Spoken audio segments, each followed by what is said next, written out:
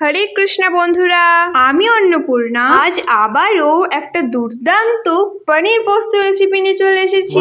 এই রেসিপিটা আপনারা খুব কম উপকরণ দিয়ে খুব সহজেই বানিয়ে ফেলতে পারবেন। চলো দেরি না করে শুরু করা যাক। এর জন্য আমি প্রথমেই নিয়ে নিয়েছি 50 গ্রাম কাজু ও এর সাথে দিয়ে দিচ্ছি 4টে কাঁচা লঙ্কা ও একটুখানি আদা ও কেটে নিয়েছি 3টে টমেটো। বন্ধুরা, আমি এবার এটা মিক্সিতে দিয়ে দেবো পেস্ট হওয়ার জন্য। তো দেখো বন্ধুরা, আমাদের পেস্টটা হয়ে গেছে। আর এদিকে দেখো, আমরা নিয়ে নিয়েছি 250 গ্রাম পনির আর এর সাথে দিয়ে দিচ্ছি অল্প একটু হলুদ ও অল্প একটু লবণ। তো রেসিপিটির নামই পনির পোস্ত, পোস্ত না দিলে কি চলে?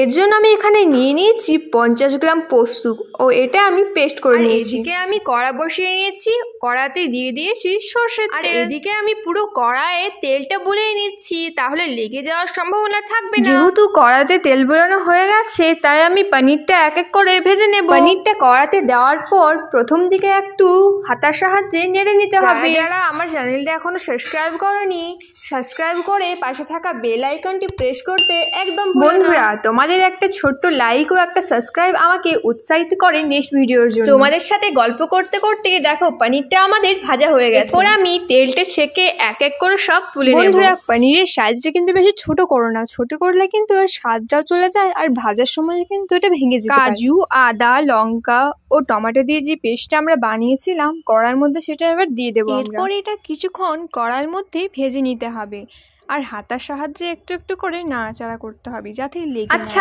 আমার মতো কারা কারা পনির প্রেমী কমেন্ট বক্সে অবশ্যই জানাতে ভুলো না। আর বন্ধুরা, নেক্সট রেসিপি তোমরা কি দেখতে চাও কমেন্ট বক্সে অবশ্যই জানিও। যেটাই কমেন্ট করবে আমি কিন্তু সেই রেসিপিটা দেওয়ার চেষ্টা করব। দেখো বন্ধুরা, তোমাদের সাথে গল্প করতে করতে কিন্তু আমার পনিরের মশলা একদম রেডি। কালারের জন্য আমি এখানে দিয়ে দিচ্ছি সামান্য পরিমাণে কাশ্মীরি। এরপর আমি এটা হাতার সাহায্যে ভালো মতো মিশিয়ে নেব। দিয়ে দেব সামান্য পরিমাণে জল। এরপর কিন্তু হাতার সাহায্যে একটু একটু করে নাড়াচাড়া করতে হবে। আর গ্যাসের ফ্লেমটা অবশ্যই মিডিয়ামে। মশলাটা অল্প অল্প করে যখন ফুটে উঠবে, তখন আমি এর মধ্যে আবার অল্প একটু জল দিয়ে দেব। এরপর এর মধ্যে আমরা দিয়ে দেব স্বাদ মতো লবণ। এরপর আমরা পনিরটা এক এক করে ছেড়ে দেব কড়ার মধ্যে। একটু ফুটে ওঠার পর এর মধ্যে আমরা এবার দিয়ে দেব পেস্ট করে রাখা পোস্ত। এরপর এটা হাতার সাহায্যে আমরা মিশিয়ে নেব। তো ফাইনালি বন্ধুরা, তৈরি হয়ে গেছে আমাদের সুস্বাদু পনির পোস্ত রেসিপি।